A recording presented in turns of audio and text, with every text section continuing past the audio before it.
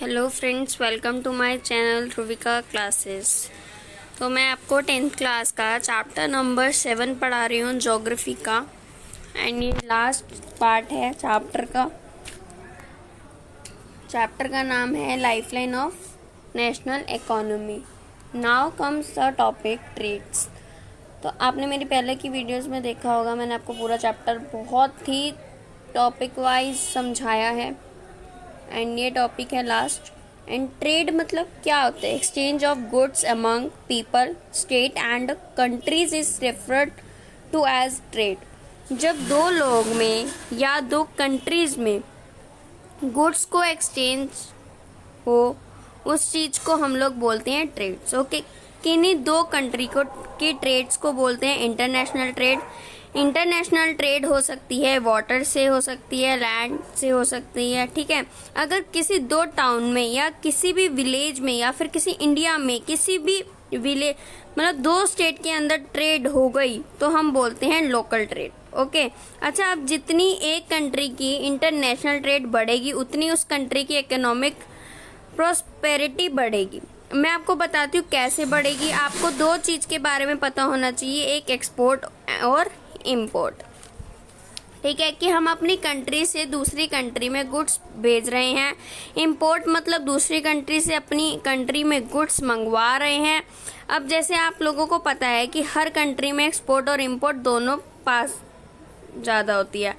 तो कोई किसी के पास ऑयल वाटर होता है। ओके, यहाँ पर आप लोगों को टू टर्म्स समझने हैं, मतलब इम्पोर्टेंट है। दैट इज मतलब कि that is export and import. उसके बाद आप लोगों को ये समझना ज़रूरी है कि अगर एक कंट्री का एक्सपोर्ट ज़्यादा हो गया उसके इम्पोर्ट से, यानी कि कंट्री ज़्यादा गुड्स बाहर भेज रही है दूसरी कंट्री को, तो पैसा कमा रही है। इसका मतलब हुआ उस कंट्री की जो ट्रेड है वो एक फेवरेबल ट्रेड है, ठीक है। लेकिन अगर कंट्री इम्पोर्ट कर रही है, मतलब इम्पोर्ट, अगर कंट्री इम्पोर्ट ज़्यादा करवा रही है तो दूसरी कंट्री से गुड्स ज़्यादा मंगवा रही है, इस चीज़ का मतलब हुआ कि उस कंट्री की अनफेवरेबल बैलेंस ट्रेड में है। ओके, इसके बाद आपकी बुक में बहुत सारी चीज़ें बताई गई हैं, जैसे कैसे करके अलग अलग कंट्री से बहुत सारी चीज़ें ट्रांसपोर्ट होती है।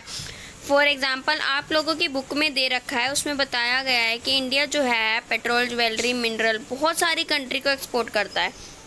ओके, अच्छा, अब जो इंटरनेशनल ट्रेड्स हैं लास्ट 15 ईयर में बहुत बड़ा चेंज देखा है, ठीक है। अब क्या हो रहा है कि कंट्रीज़ के अंदर गुड्स जो है उसका एक्सचेंज कम हो गया है एंड ज़्यादा से ज़्यादा इंफॉर्मेशन और नॉलेज का एक्सचेंज हो रहा है, ठीक है। ये बात एज अ फैक्ट आप लोगों की बुक में बताई गई है। And the last topic of this chapter, tourism as trade. अच्छा, टूरिज्म जो है इंडिया के अंदर वो बहुत ही अच्छे अमाउंट में सब्सटेंशली ग्रो हुआ लास्ट 300 सालों में, ठीक है।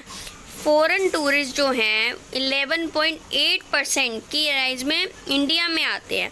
Okay, so that the last topic of this chapter is tourism as a trade.